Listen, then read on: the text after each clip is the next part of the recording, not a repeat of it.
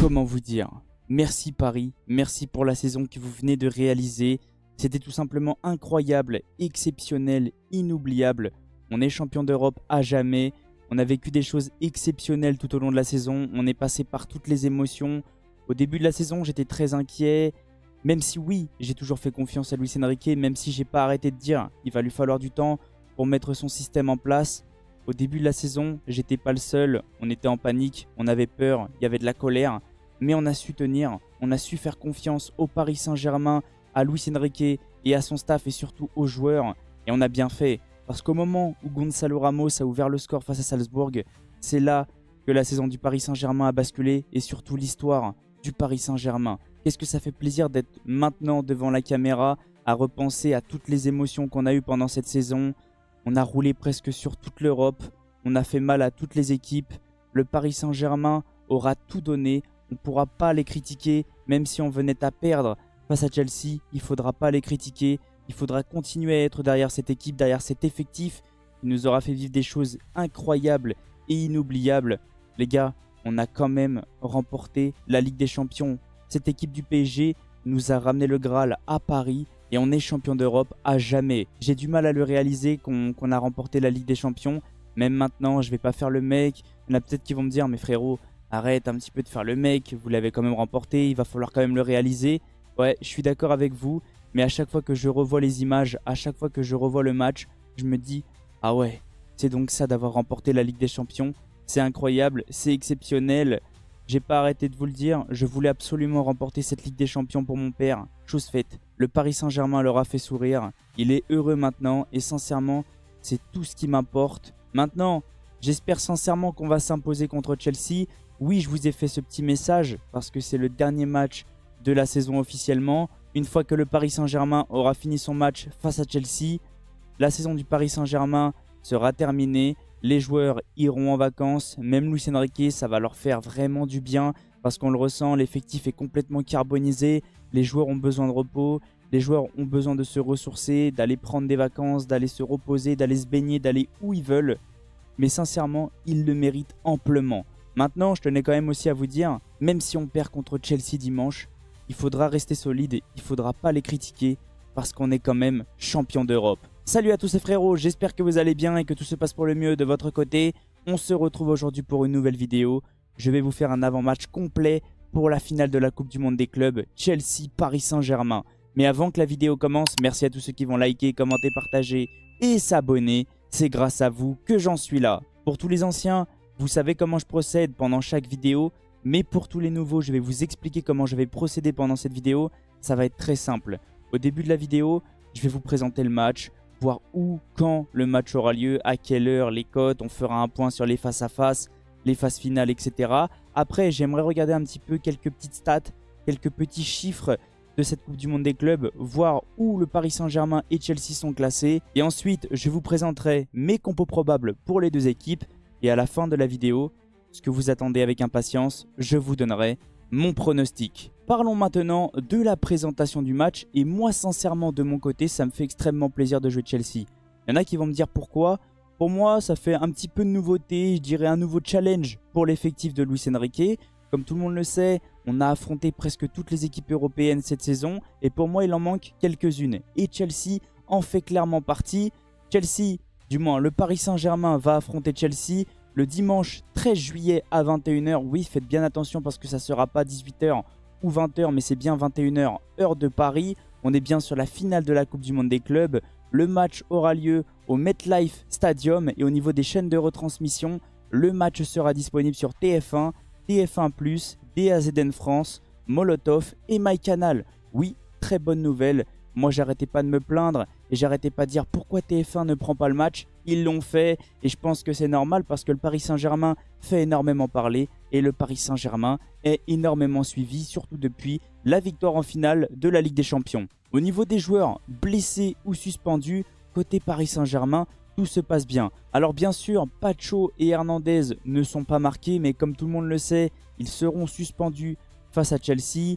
Ils sont mis à l'écart, ils sont avec le groupe, mais je crois qu'ils ne s'entraînent plus avec le Paris Saint-Germain. Ils sont carrément en vacances. Et côté Chelsea, comme on peut le voir, l'infirmerie est quand même plutôt pleine. Alors oui, Jamie Gittens s'est marqué maladie, mais d'après plusieurs sites, il est inactif. Il ne peut pas participer à cette compétition, donc c'est pour ça qu'il n'est pas dans le groupe.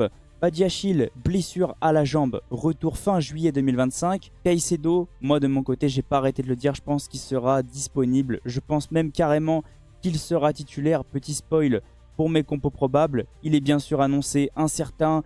C'est peut-être pour brouiller les pistes côté Paris Saint-Germain. Omari, blessure à l'ischio-jambier, sera de retour mi-juillet 2025. Et Wesley Fofana, blessure de longue date, blessure musculaire, il sera de retour mi-juillet 2025. Lui, ça fait un petit moment qu'il est blessé et j'ai l'impression qu'il commence vraiment à être ultra fragile. Au niveau des formes actuelles des deux équipes, comme on peut le voir, côté Chelsea, ça se passe plutôt bien. Ils ont juste perdu pendant les groupes 3-1 contre Flamengo, un match catastrophique parce qu'ils menaient 1-0. Ils ont pris un carton rouge en seconde période, Jackson a été exclu et ensuite c'était complètement le naufrage côté de Chelsea et ils ont perdu 3-1. Mais ensuite, ils ont quand même plutôt bien enchaîné. 3-0 contre Espérance, 4-1 contre Benfica, mais un match plutôt compliqué. Heureusement que Benfica a pris un carton rouge. Je dirais que c'est entre guillemets ça qui a libéré les joueurs de Chelsea. Ils ont battu Palmeiras 2-1 et sincèrement c'est un bon score. Et pareil contre Fluminense parce que ces deux équipes-là sont deux équipes très intéressantes. Côté Paris Saint-Germain, ça se passe plutôt bien. Je vais peut-être vous apprendre quelques petites informations. Je vous spoil un petit peu ce qu'on va faire après. Mais le Paris Saint-Germain est la meilleure défense de cette compétition. Si je dis pas de bêtises, on n'a pris qu'un seul but contre Botafogo. Et ce match-là, Luis Enrique a fait un turnover. Sinon, à part ça, on a roulé sur tout le monde sans manquer de respect aux autres équipes. Et je crois aussi que le Paris Saint-Germain est la meilleure attaque de cette compétition. Soit on est tout seul, soit on est à égalité avec Manchester City. Mais on a quand même mis 4-0 au Real Madrid, 4-0 à Miami, 2-0 au Bayern, 2-0 à Seattle et il ne faut pas oublier le 4-0 face à l'Atlético de Madrid. Maintenant que je vous ai présenté un petit peu l'avant-match, on va pouvoir se concentrer sur les face-à-face entre ces deux équipes. Et comme on peut le voir, oui, peut-être qu'il y en a qui s'y attendaient pas, mais petit avantage côté Paris Saint-Germain, on s'est imposé 3 fois. Il y a eu 4 matchs nuls et Chelsea s'est imposé une fois. Le 9 mars 2016, 2-1 pour le Paris Saint-Germain. 16 février 2016, 2-1 pour le Paris Saint-Germain. Je pense que ça, tout le monde s'en souvient, surtout du 2 partout avec la tête de Thiago Silva en prolongation. Sincèrement, ce match-là, c'était carrément les émotions. Mais comme on peut le voir, à chaque fois que le Paris Saint-Germain et Chelsea se sont affrontés, c'était quand même des matchs plutôt animés. Au niveau des phases finales, comme on peut le voir, je dirais que c'était quand même un peu plus compliqué côté Paris Saint-Germain. On a eu un parcours beaucoup plus compliqué parce qu'on a affronté le Bayern et le Real Madrid. Bien sûr, je ne prends pas en compte l'Inter Miami. Sans manquer de respect à l'équipe de Lionel Messi, c'était beaucoup trop simple. Et côté Chelsea, je dirais que c'était quand même un peu plus simple. Même si oui, ce sont de très belles équipes, que ce soit Benfica, Palmeiras ou Fluminense. Mais le Real et le Bayern, ça reste quand même du lourd. Donc sincèrement, la performance, du moins les performances des joueurs de Luis Enrique ont été tout simplement exceptionnelles. Maintenant, on va pouvoir se concentrer sur les statistiques des équipes pendant cette compétition. Et il y en a qui vont me dire, mais pourquoi tu fais ça? Tout simplement pour vous montrer que le Paris Saint-Germain est présent presque dans tous les classements. Note FOTMOB ex-aequo avec City. But par match, on n'est pas présent à cause des matchs contre le Bayern et Botafogo. But concédé par match, comme on peut le voir, on est les meilleurs avec 0,2, alors que les deuxièmes sont Monterrey et Botafogo à 0,8. Possession moyenne, on est les deuxièmes et bien sûr c'est compréhensible parce que City est une équipe de possession. Aucun but encaissé, on est à 5. Et nos poursuivants, bien sûr, il y a Chelsea, donc ça risque d'être un match plutôt intéressant, qui sont à 3. But attendu, comme on peut le voir, juste derrière Manchester City à 12,5. Tir cadré, on n'est pas présent. Grande chance ex-aequo avec Manchester City. Donc ça prouve quand même qu'on a une très belle équipe, que ça soit défensivement et offensivement. Grande chance manquée. Oui, on a manqué quand même pas mal de grosses occasions. Mais ça prouve aussi qu'on se crée pas mal d'occasions. Passe réussie par match, deuxième derrière City. Passe longue, précise par match, premier et très loin devant Al Hilal et Monterrey. Centre réussi, là on n'y est pas. Penalty obtenu, on n'y est pas. Touche dans la surface adverse. Et ça, j'aime beaucoup ce classement-là. C'est pour vous montrer qu'on est très dangereux et qu'on est souvent très présent dans la surface adverse. Donc méfiance à Chelsea. Corner, on n'est pas présent. Mais sinon, à part ça, ça prouve quand même que le Paris Saint-Germain est une équipe qui est capable de te faire mal défensivement et offensivement. Et ça, c'est ce que Luis Enrique n'a pas arrêté de nous dire.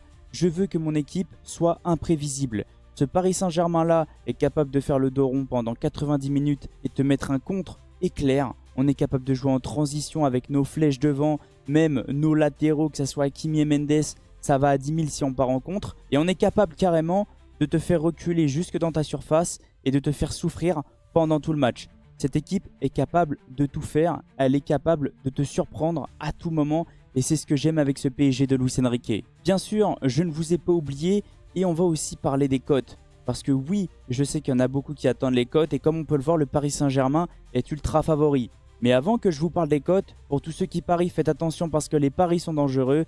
Et on le sait tous, pour tous ceux qui ont moins de 18 ans, les paris sont interdits. Le Paris Saint-Germain est ultra favori et c'est compréhensible. On a remporté la Ligue des Champions, on a roulé sur toute l'Europe, on vient de corriger le Real et entre guillemets le Bayern à 9.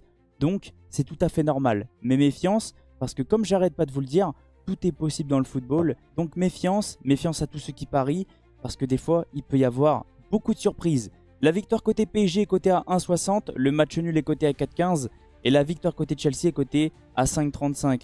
Je dirais que les cotes sont clairement compréhensibles, mais méfiance. Oui, le Paris Saint-Germain va peut-être rouler sur Chelsea, mais il peut y avoir un petit manque de justesse, de la fatigue côté parisien qui peut jouer clairement contre nous et Chelsea peut clairement en profiter, donc méfiance. Maintenant, on va pouvoir se concentrer sur mes compos probables. Oui, comme j'ai pas arrêté de vous dire, nouvelle interface, maintenant bonne nouvelle, je peux afficher les logos, je peux écrire des choses sur le site et c'est une très bonne nouvelle. Pour tous ceux qui ne connaissent pas le site, c'est un site qu'on a mis en place avec mon partenariat. N'hésitez pas à aller voir dans la description le lien de son site, y sera. On va déjà commencer par la composition de Chelsea. Et selon moi, ils vont débuter en 4-2-3-1 ultra offensif. Et comme je vous ai dit juste avant, je vous ai spoil entre guillemets ma compo probable. Selon moi, Caicedo sera très clairement titulaire. Je pense que c'est pour brouiller les pistes côté parisien. Je pense que Chelsea va débuter avec Sanchez dans les buts, une défense, les latéraux Cucurella, Malo Gusto, une charnière, bien sûr, le retour de Colwill accompagné de Chalobah, si ça se prononce bien comme ça.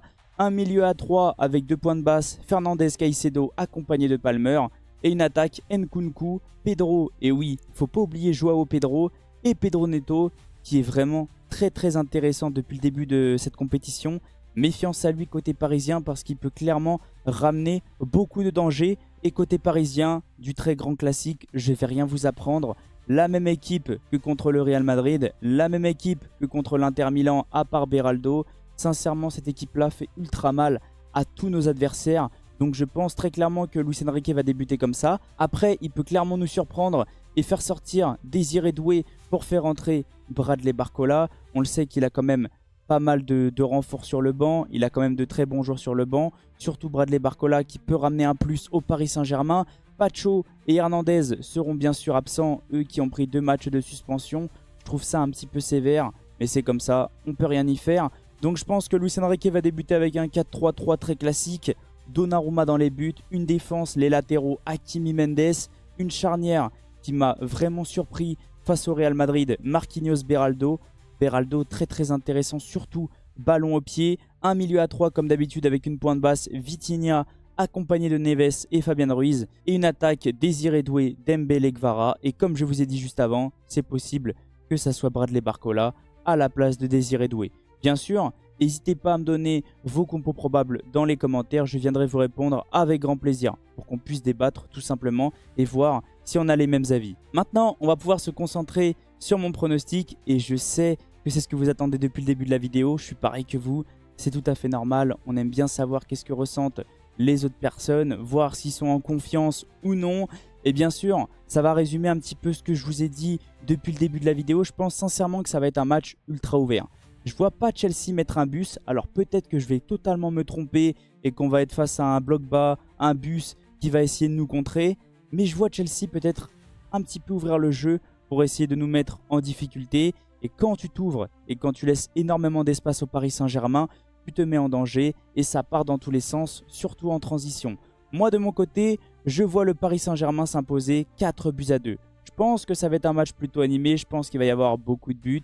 Mais je vois le Paris Saint-Germain réussir à remporter cette Coupe du Monde des clubs. Sincèrement, si le PSG remporte la Coupe du Monde des clubs, ça sera une saison historique, légendaire, exceptionnelle. Au niveau de mes buteurs, je vois 2 buts de Dembélé pour littéralement terminer le débat Ballon d'Or, un but de Kvaratskhelia et un but de Fabian Ruiz. Et côté Chelsea, je vois un but de Palmer et un but de Neto. En tout cas, n'hésitez pas à me donner vos pronostics dans les commentaires, voir si vous ressentez la même chose, voir si on a les mêmes avis. C'est possible qu'on ne soit pas d'accord. Bien sûr, les commentaires sont là pour débattre. On est là pour parler un petit peu, bien sûr, dans le respect.